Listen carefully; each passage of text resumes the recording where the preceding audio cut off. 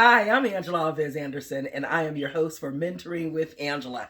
I want to thank each and every one of you who have subscribed to my channel. You know who you are, and also those who have liked, shared, and shared me with your network. I appreciate each and every one of you, and especially the comments. So today I have a very interesting session for you today, but it's going to be a two-parter, and I'm sorry about it being a two-parter, but there's just so much information that it's just going to be overwhelming if I just placed it in one. And besides that, I do have a cold and I don't want to sneeze and cough in the middle of the video. It can be so distracting. So today's video is all about you and your emotions and how they impact your body, especially if you have diabetes. Yeah, diabetes. And diabetes, that's a serious thing, because according to the CDC, there are 34 million Americans, that's adults, teens, and children, who are afflicted with diabetes. And I happen to be one of those people that are suffering, not with type 1, but with type 2 diabetes. And diabetes is really prevalent amongst African American and people of color. So that's Hispanic and Asian Pacific people as well. So, of course, I have an inquiring mind, and I definitely wanted to know why. Now, when I first was diagnosed with diabetes, my doctor said to me, okay, number one, we need some dietary changes. We need you to exercise on a regular basis. And then she said, and you definitely have to lose some weight. So I said, okay, but that was pre-diabetes stage. That's before you get the real thing. And I was like, I'm not paying her any mind. She told me to make sure that I come in for my regular checkups. And I said, I just wasn't claiming that. Just because she said it doesn't mean it's so. And so I continued on my way of doing things. Being a physician myself, I said I can heal myself. Well, lo and behold, those warning signs that I was getting when I was a pre-diabetic, that was my body alerting me to, hey, knock, knock. Something's wrong. Do you hear me? I'm giving you some signs. What were those signs? I felt dizzy. I had swollen feet and swollen ankles. And I just said, oh, I don't know what that's from. And especially if I had something sweet.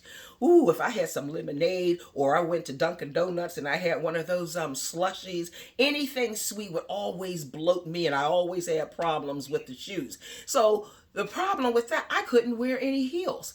So I had to find those foam wedgies that had to, like a thong, and put those flip-flops on my feet, and they had some kind of little glitter or something. But that's not what I really wanted to wear, but hey, that's what I did.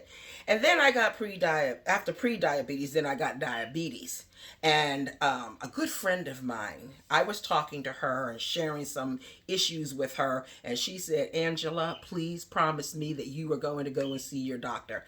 What had happened was that it was during December, and I was out in the evening, and I was having some vision problems, and I saw a guy in an Optimum truck. He was in one of those buckets that had been elevated so he could take care of what was up above and the wires there. And there was a guy on the ground. That was his safety person. He's waving this flag up and down like this. And I just kept on going because I didn't really see him. I just saw the van. And I knew that somebody must have been up there, but I didn't pay any attention. And then I remember looking up to the right, and I said, oh, when did Asbury get new Christmas lights in? Because I saw green and red and whatever other color starburst. And then there was this oncoming car, and all I could see were these two white, bright starbursts of light. And then I saw this going in front of me, and then I slowed down. I almost hit that man. And when I looked at the car in front of me, it had maneuvered itself over into oncoming lanes.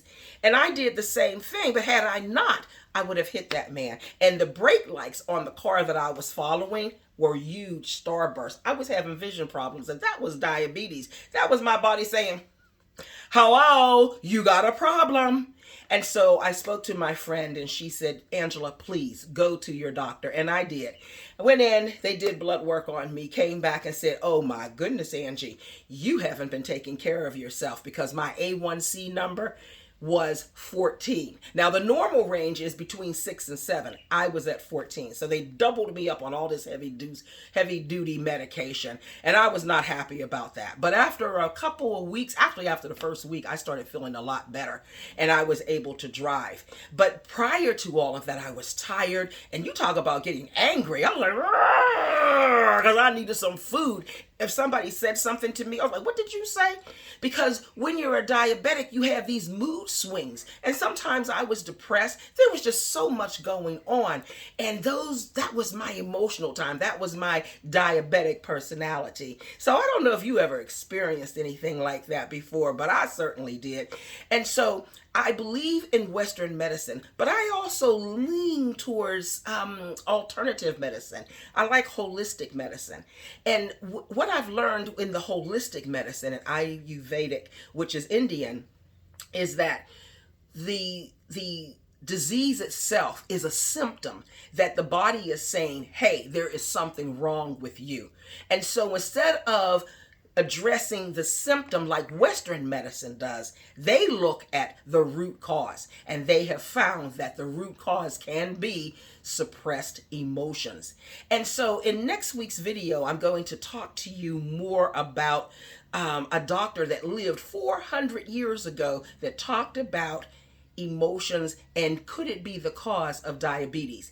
But I also have done some other research and found someone that I have been following for quite some time. Her name is Louise Hayes, and here's her book here, and it's Healing Your Body from A to Z. Now, I don't get any proceeds from this. I'm not promoting her book. I just want to provide this as a resource for you. But if you were to buy this book and turn to page 28, she talks about diabetes.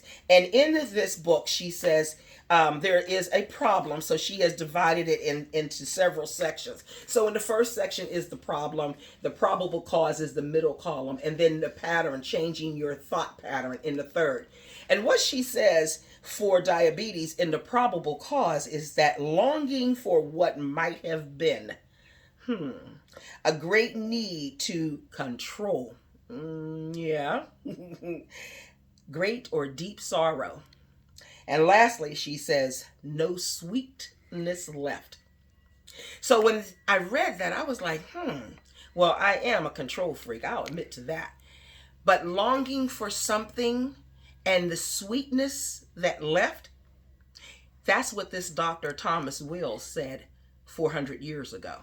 So she also goes on to say that the new thought pattern should be that this moment is filled with joy, and that I know that and choose to experience sweetness of today.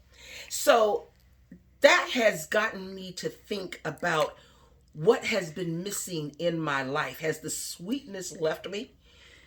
And I had to think about it. And in next week's video, I'll share more with you. But right now, what I would like for you to do is to continue to watch tomorrow. I have another Motivational Monday with Angela. That's a nice video. You want to come out and see that one, or tune in to see that one tomorrow. And then next Sunday, I will give you part 2 of your emotions and diabetes. So again, thank you so much for watching. I will see you next Sunday. Oh, no, actually, I'll see you tomorrow. Have a great day.